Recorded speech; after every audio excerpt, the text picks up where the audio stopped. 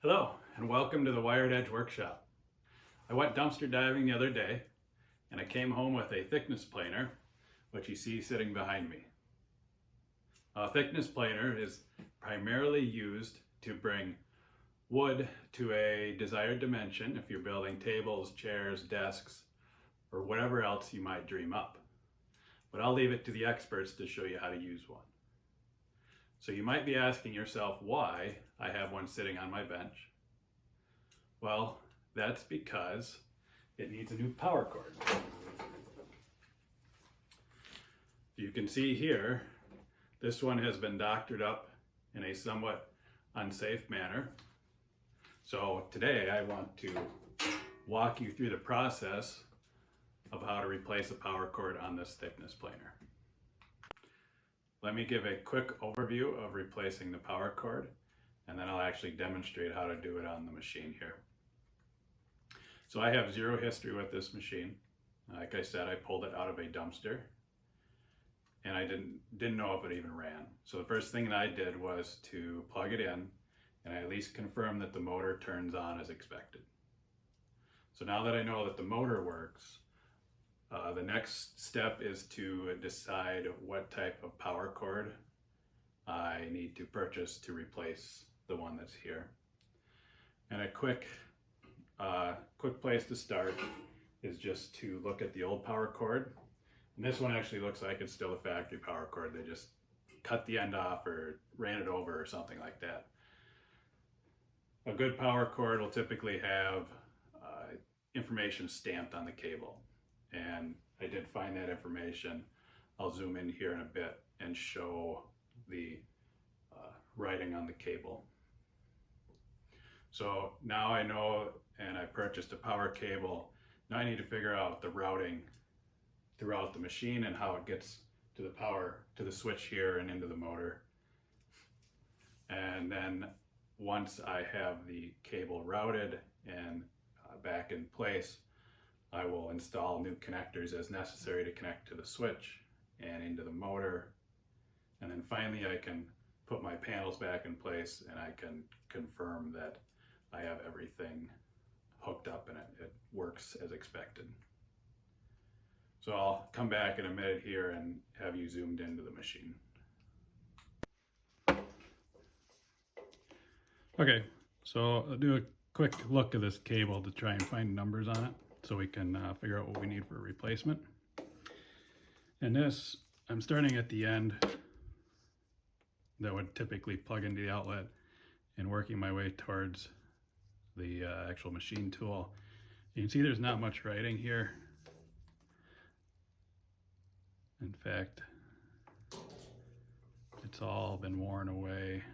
And the way I know that is that as I get closer to the machine tool, where typically the cable will be more stationary and may not be rolling around on the ground, you can start to see letters appear, that white lettering that will not come into focus. There we go.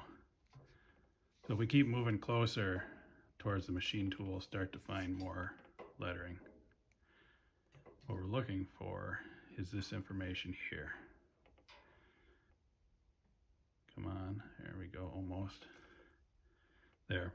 So it's a type SJTW, and it's that's a type of multi-conductor cable. There's different versions, variations of this, and they have different temperature ratings and other specifications that go along with that. We also want to know is, so this is a 3-conductor cable, so our hot, neutral, ground, and it's 14 gauge conductors. That's primarily information we need to know in order to purchase a new power cable.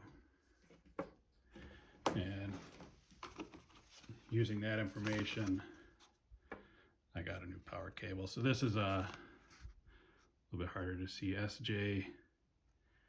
SJTOW, but it's a 14 gauge 3-conductor cable. So it says right there. That's a quick overview of how you might determine what cable you need in order to purchase a replacement. I have you zoomed out a little bit here so we can see more of the machine.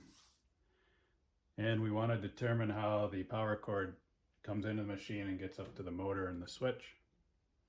And if we follow it around, we'll see it enters here, then it just disappears.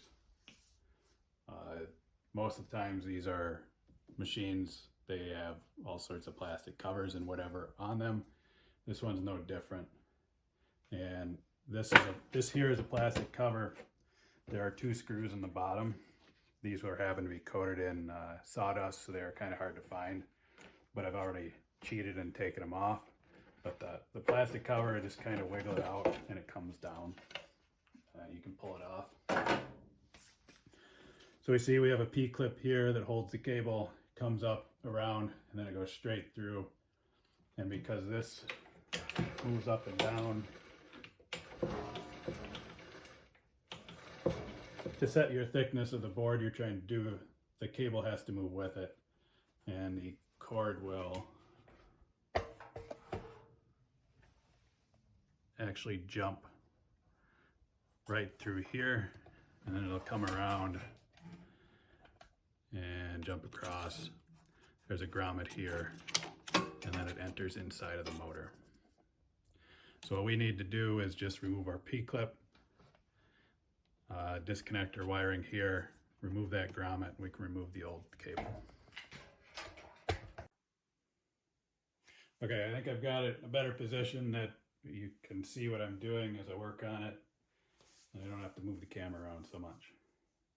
So I'll start in this down here, moving this P-clip.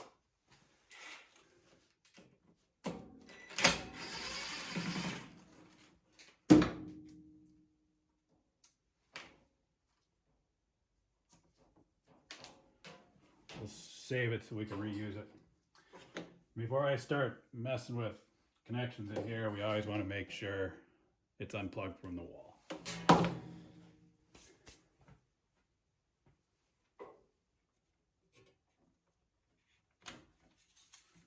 I had already undone the screws on the switch just to actually see. I wanted to see what was going on in there first, but there were 4 screws that held the switch in.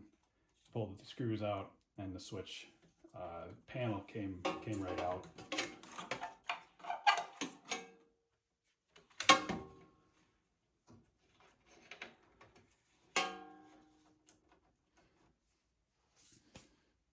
So this one is a little bit more tricky to work with than other types of machines.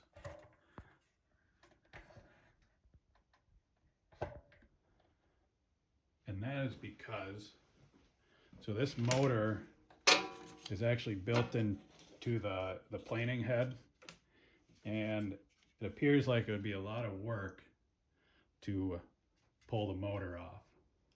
The motor sits right, zoom you out again. So the motor sits right here. We have the 2 wires that go into the motor, and they would actually connect inside here, and I don't really feel like pulling apart the planing head in order to get to these connections. And in fact, they've already made it such that it's sort of that way that I don't have to, in that this one, I don't have to touch this wire here. I will tighten that crimp up, but it's already connected to the switch like this. This one came out, and then I suppose this is factory. I don't really know. The wire looks factory, like it's original. I guess this could be. So I'll remove that wire nut. To get it to the grommet, I'm gonna have to cut this end off, and we'll go from there.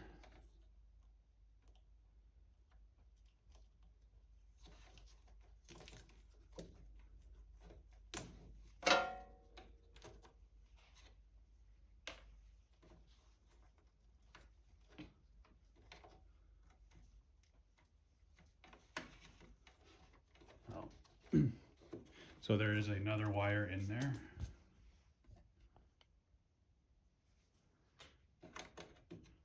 And that's the ground wire.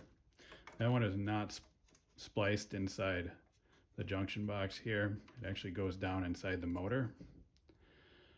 But what I'm going to probably do, so that I don't have to pull this apart, I'm probably going to cut this wire lead kind of long and probably pull it back through this way so that I can preserve some length. And then I will do as they did, because this is apparently kosher, is to use wire nuts and wire nut everything together. So we'll get started doing that.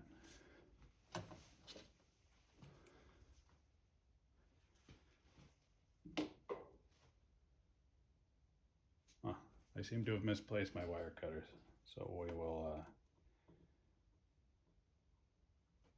gnaw away at it with these here.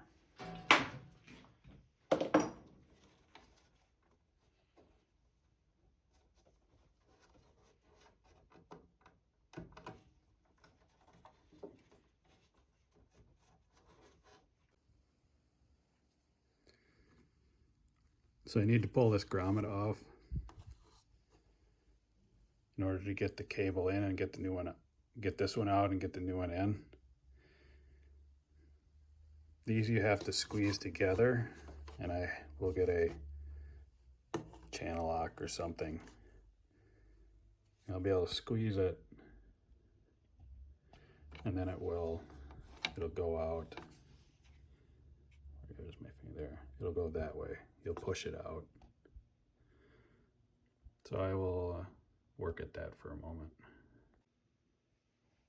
All right, let me work at getting this grommet out. Once I have it out, I will take it apart and show what it looks like.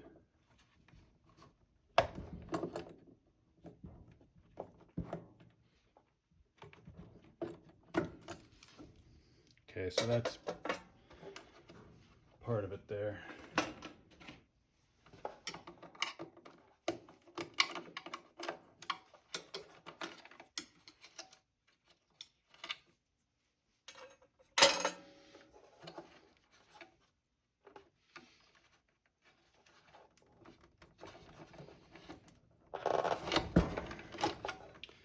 There we go. So I wanted to preserve the length of this wire because it goes inside.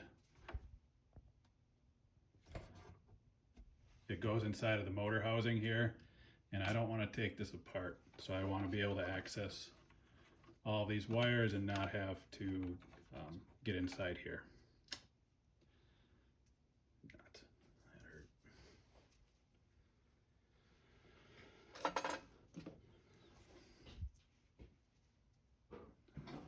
Okay, so the grommet here, it's split, and you actually you'll put it around the cable. They're directional, and they're tight fitting at first because you're gonna end up squishing the cable together as you put it in. So you will squeeze this together and then push it through that hole, and so it can clip in place. You can see what it's done to the original part of the wire here, and then that's how it gets held in place.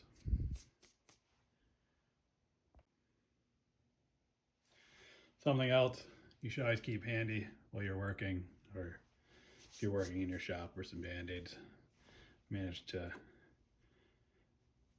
cut my edge of my finger when I was removing that grommet.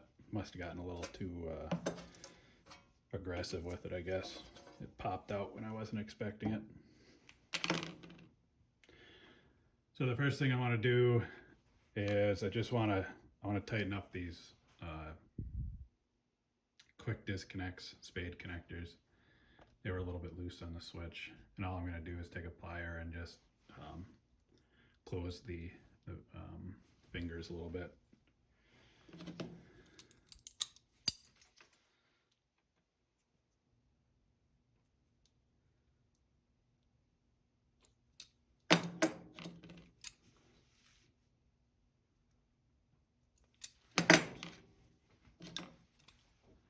So this is, I'm also going to reuse the black wire.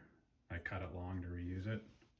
The reason I'm going to do that, I don't have any of the 90-degree quick disconnects. And because of the depth of this junction box and then the depth of the switch, I think I want to maintain having those 90-degree terminals in place, just so I'm not stressing that wire any.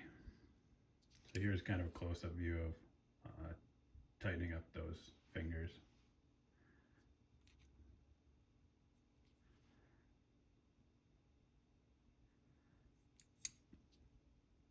That one should be okay. We'll find out when I put it back together if those fingers have are going to lose their springiness, I guess. So they're kind of like that. And that's tighter, so that'll fit better when I go to slip it back on here. It'll have a better hold.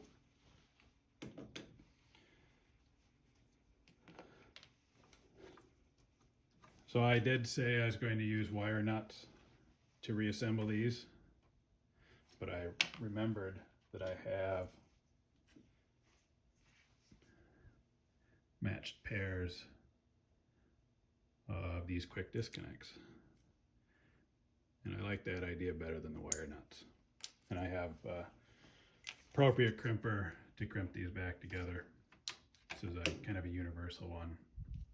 The jaws are replaceable for different types of terminal sets, connectors. So I'll prepare this wire end. I can cut some of this wire off. It's not all necessary with the crimp-on connector versus a wire nut. May have been too far off, but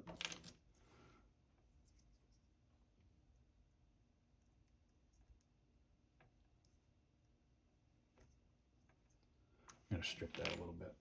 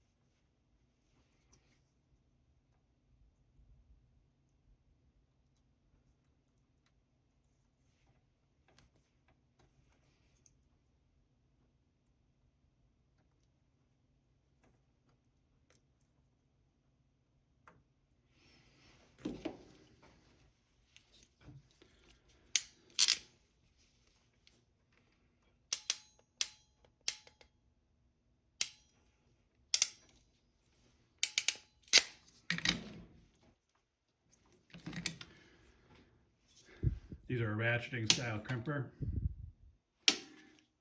Once they start in the ratchet, I can't pull them back apart.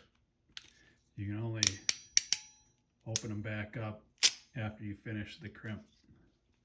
So they're designed to be as mistake proof as possible so that you get a sufficient crimp on those terminals. There is a way to release, but normally you wouldn't stop and release. You just take them all the way until they reset. We'll do the same thing for the ground wire here. And like I said, I kept some extra length. What I'll do is I'll probably make it the same length as these.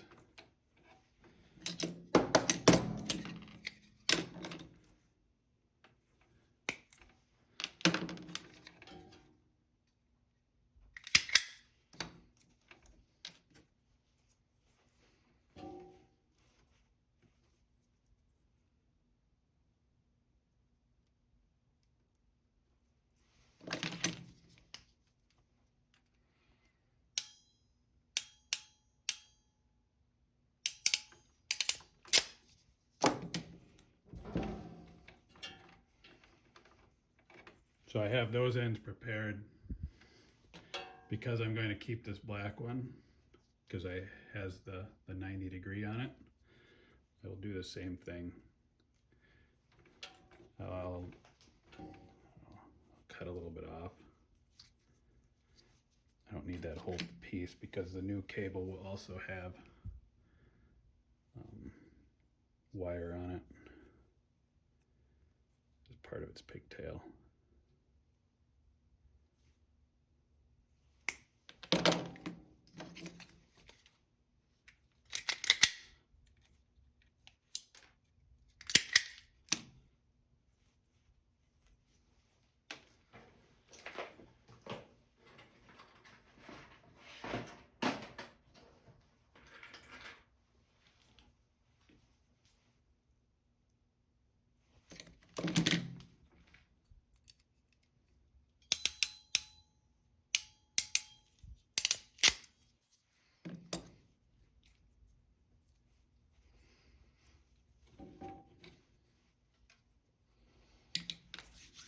Okay, so now I need to prepare the new cable.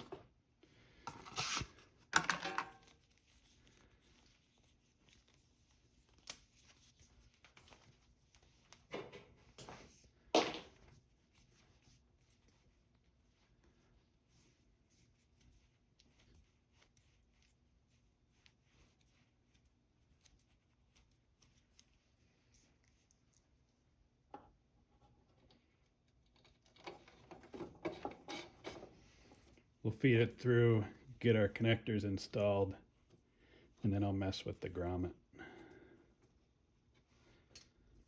Cut a little bit of the wire off.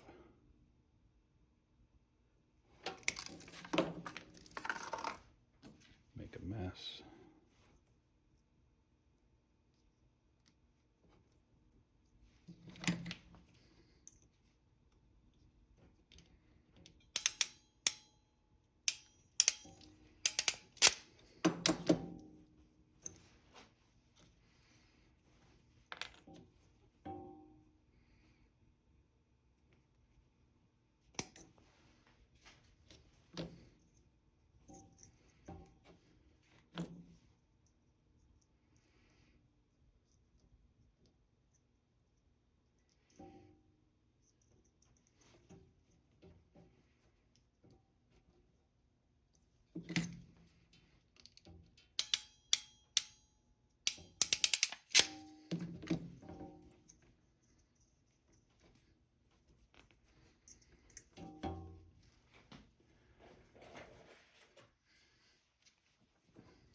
So these are kind of some cheap flush cutting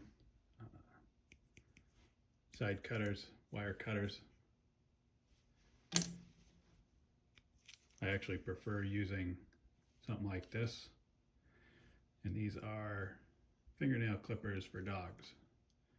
They're like $7 at anywhere you can get dog clippers at. They're stainless steel blade. As long as you don't try to cut too big a wire, they will cut just as good as anything else I use.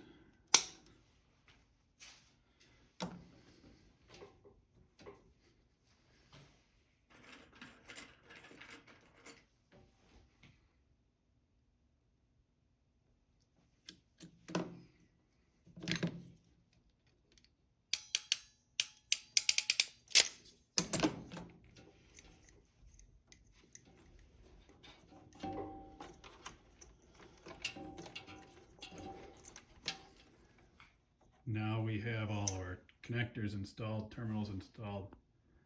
We just have to connect the wires up, and we're going to match up our colors. So black is our hot, white is our neutral, and green is our ground.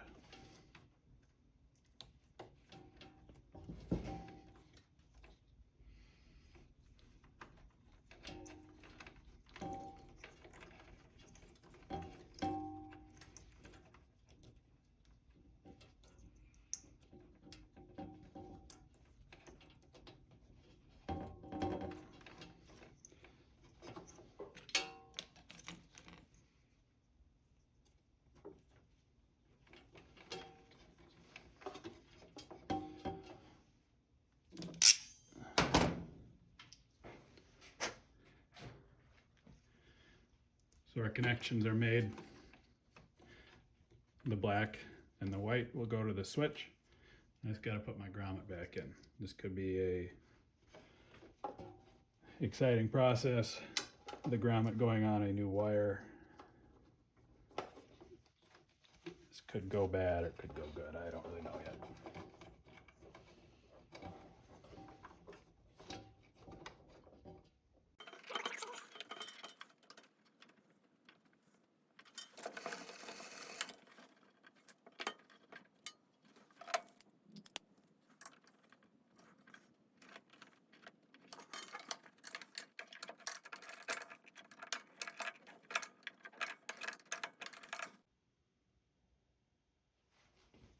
All right, still trying to get this grommet in.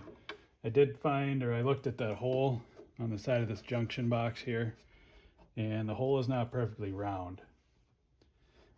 This grommet has flat sides on it, and it's like they've milled that hole to be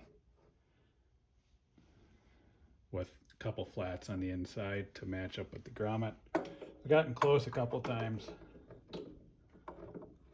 but maybe this time I can get it.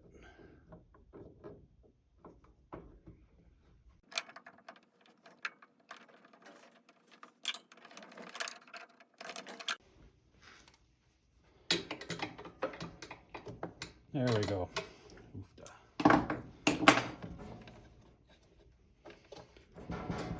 Just like you want it to. All right, let's get some wires out of the way. A little bit organized here, maybe.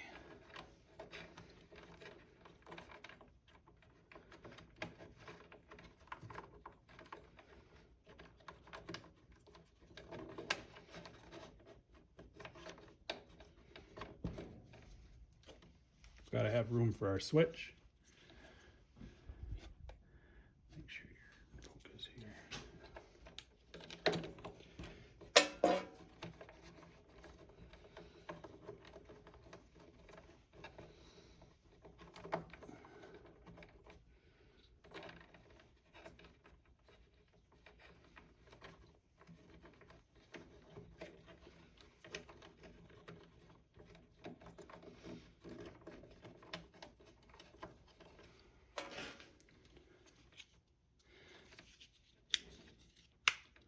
This is a pretty simple single pole, single throw switch.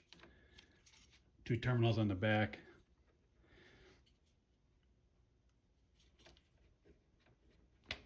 Connect up our white one.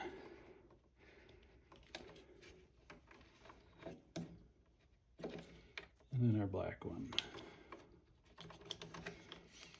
Because it's it appears to be a standard switch, it for the most part does not matter which one is black, which one is white.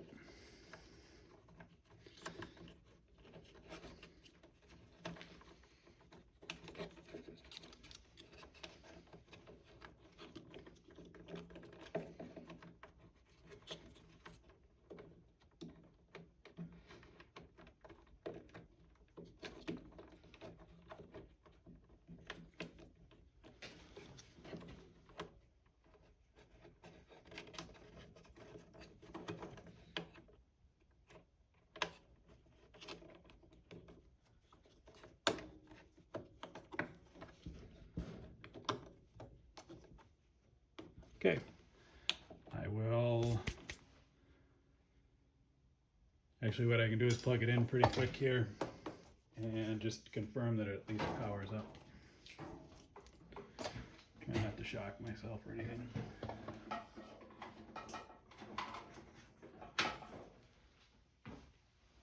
Here goes nothing.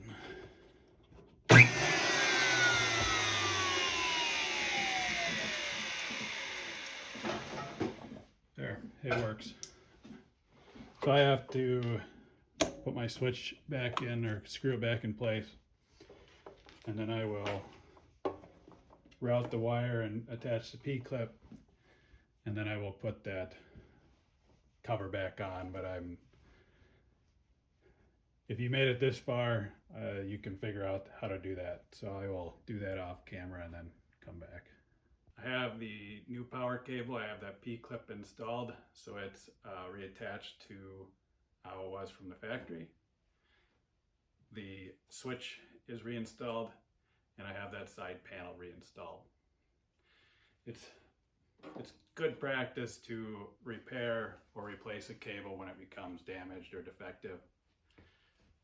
The route that they took, the previous owner took, to use wire nuts and this short length of cable, not the safest way to do it. In fact, what they could have done would probably just take this replaceable end or field installable end and just install it where they installed the wire nuts. That'd been a satisfactory replacement. That's what they make these for. As you can see, it's not rocket science to replace this cable. Every machine tool will be a little bit different though in how it's routed and then connected up either to the motor or to the switch. So that's some stuff to take into consideration if you decide you want to undertake a job like this. So I hope you learned something. If you've made it this far in the video, it means that you found what I have to say interesting. And I would appreciate if you would like this video, perhaps subscribe to my channel. If you know somebody that might find this stuff interesting, please share the video with them. Thank you.